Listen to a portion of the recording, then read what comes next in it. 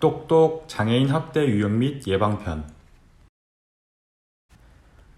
되풀이되는 장애인 학대. 최근 강제로 음식을 먹이고 폭행하여 중증 장애인이 사망하는 등 장애인 학대가 심각한 상황입니다. 장애인 학대란 신체적, 정신적, 성적 폭력 및 경제적 착취 또는 가혹행위를 하거나 유기 방임하는 것입니다. 장애인 학대 유형별로 알아보겠습니다. 첫 번째, 신체적 학대입니다. 신체적 폭력이나 가혹행위를 하는 것입니다. 신체의 일부나 물건을 이용한 폭행, 가혹행위, 원치 않는 수술이나 시술, 신체 억압, 감금, 출입통제가 해당됩니다. 두 번째, 정서적 학대입니다. 언어 또는 비언어적 방식으로 괴롭히거나 참기 어려운 정신적, 정서적 고통을 주는 행위입니다. 위협하거나 협박하고 욕설, 조롱, 비난을 하는 행위, 따돌리거나 소외시켜 선택권과 자기결정권을 침해하는 행위가 포함됩니다. 세 번째, 성적 학대입니다. 성적 폭력이나 가혹행위를 말하며 성희롱, 강제추행, 강간, 유사강간, 중강간 등이 포함됩니다.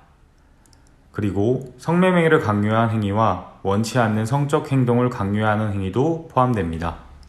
네 번째, 경제적 착취입니다. 재산을 빼앗거나 채무를 발생시키는 등 다양한 방법으로 경제적 피해를 주는 행위를 말합니다. 공적 급여 등 재산을 함부로 빼앗거나 사용하는 행위, 대출을 받거나 보험 계약 체결 또는 채무를 발생시키는 행위입니다. 그리고 근로에 대한 정당한 대가를 지급하지 않는 행위도 포함됩니다. 다섯 번째, 유기방임입니다.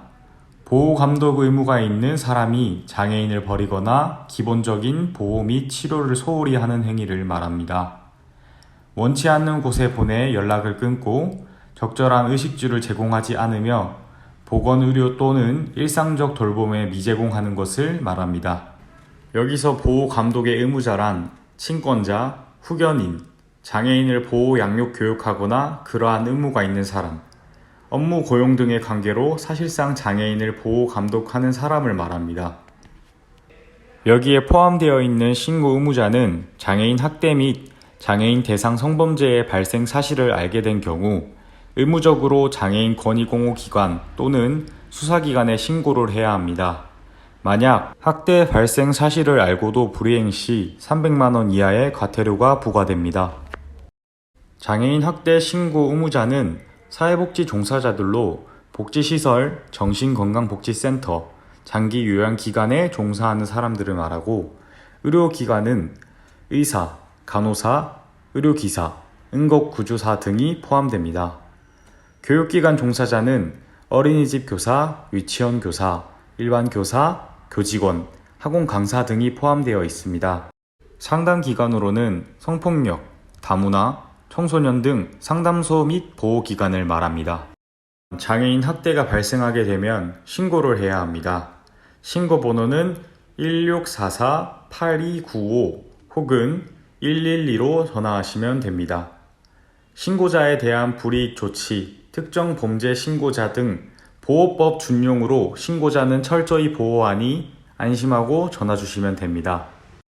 신고가 되면 절차는 이렇습니다. 장애인 학대를 신고하고 장애인 학대가 접수가 되면 현장 조사 및 응급 조치가 실시됩니다.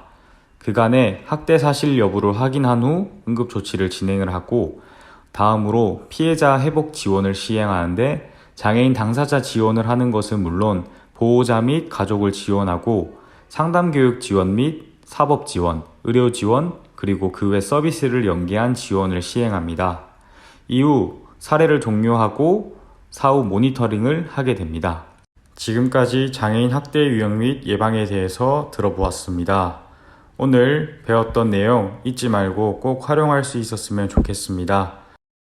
장애인 학대 없는 세상, 여러분의 손을 놓지 않겠습니다. 이상으로 똑똑 채널 뉴스 마치겠습니다.